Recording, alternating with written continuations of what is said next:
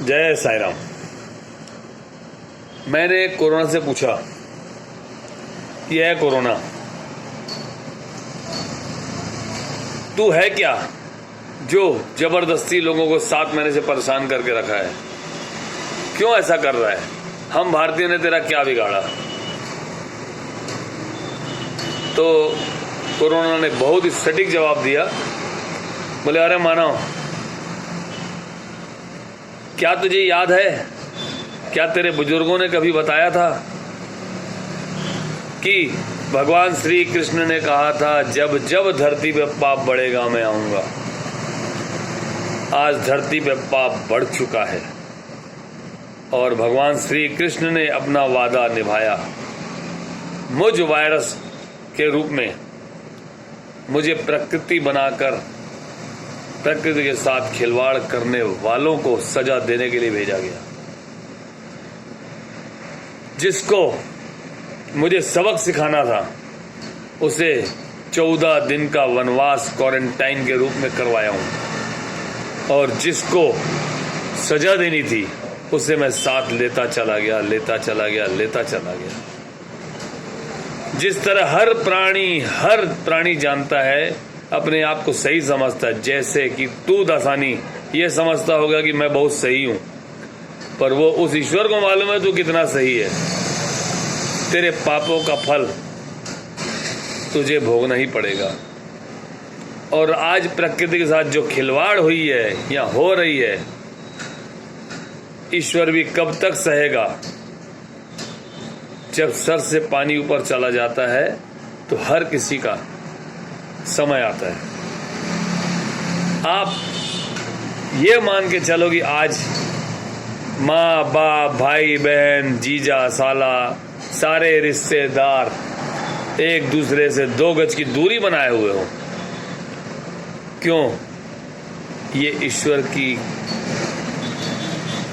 के द्वारा ही तुम्हें एहसास कराया जा रहा है कि जिस तरह तुम घर के पालतू कुत्ते, गाय माता, बैल, घोड़े, ये जो तुम्हारे घर की रक्षा करते थे, जिसके द्वारा तुम्हें अनाज मिलता था, जो तुम्हें 2 पैसे कमा कर देते थे, उन्हें जब हाथ लगाते थे तो बार बार अपने बच्चों से कहते थे कि हाथ धो लो नहीं तो कीटाणु फैलेंगे।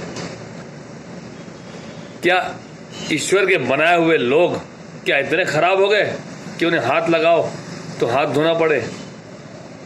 आज ईश्वर ने तुम्हें दिखा दिया कि 2 गज की दूरी आपस में करनी है। अभी आप जरा छींकते हैं तो सामने वाला, चाहे आपका सगा बेटा क्यों ना हो, माँ क्यों ना हो, भाई क्यों ना हो, बाप क्यों ना हो, कोई भी रिश्तेदार क्यों ना हो, वो बोलता है मुंह ढांक के छींको, हाथ रख के छींको या रुमाल रख के छींको। या अगर आप कहीं उसके घर चले जाते हैं दूसरे, तो बोलते हैं कि अरे भाई कहाँ से आए हो, अभी इस वक्त है आने का, अभी नहीं आना था। आदमी मर रहे हैं तो भी नहीं जा पा रहे हैं, आदमी के घर बच्चा हो रहा है तो भी नहीं जा पा रहे हैं, आदमी के यहाँ शादी हो रही है तो भी नहीं जा पा रहे हैं। तो ये सीखो, ये सब ईश्वरीय है, ईश्वर के द्वारा किया हुआ है। ये आदमी को सीख दे रहे हैं भगवान कि वाकई नफरत छोड़ो और प्रेम का नाता जोड़ो। और सबसे बड़ी बात, ये जो हिंदू मुस्लिम के झगड़े लड़ाई चल रहे हैं, ये भी उसका एक कारण है। आप दिल से सोचो, क्या इतने सालों में कभी हिंदू मुस्लिम का झगड़ा हुआ, आपस में मारकाट हुई? नहीं हुई।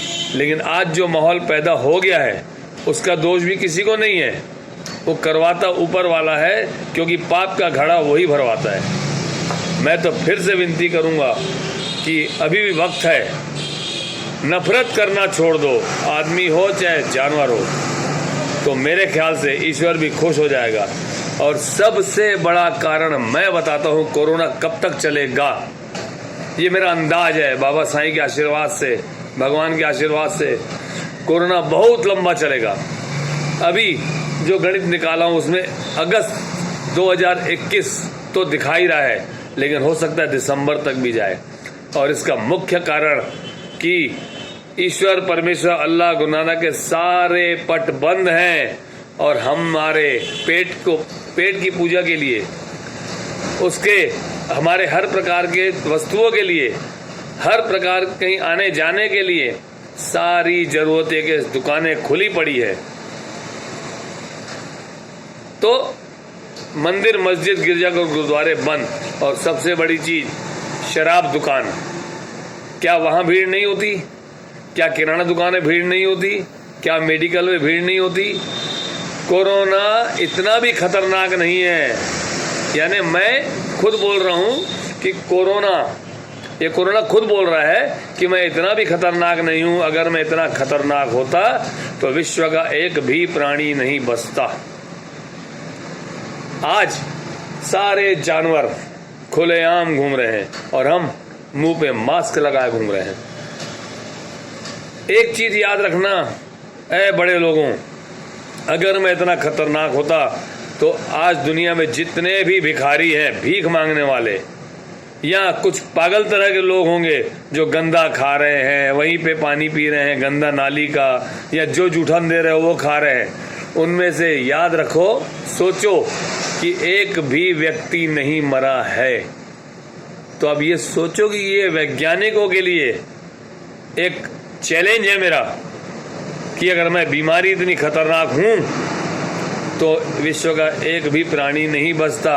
और एक बात जाते जाते ये बता के जाता हूं, कोरोना ने कहा कि जाते जाते एक बात बता के जाता हूं कि मैं सारे विश्व के हर प्राणी के अंदर, चाहे बच्चा हो, बड़ा हो, बूढ़ा हो, बच्चियां हो, जवान हो, महिलाएं हो, सबके शरीर से घूमकर आ गया हूं। जिसने पाप किया था उसे ले गया, जिसे मुझे सीख देनी थी 14 दिन का क्वारंटाइन यानी वनवास का रूप दे चुका हूं और आगे देते रहूंगा और पापियों को ले जाते रहूंगा।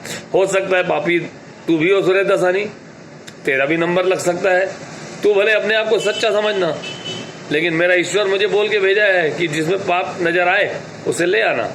जय साई राम। इसीलिए कोरोना एक प्रकृति बनकर आया है, एक विनाश है। इससे ज्यादा ही कठोर मत समझिए।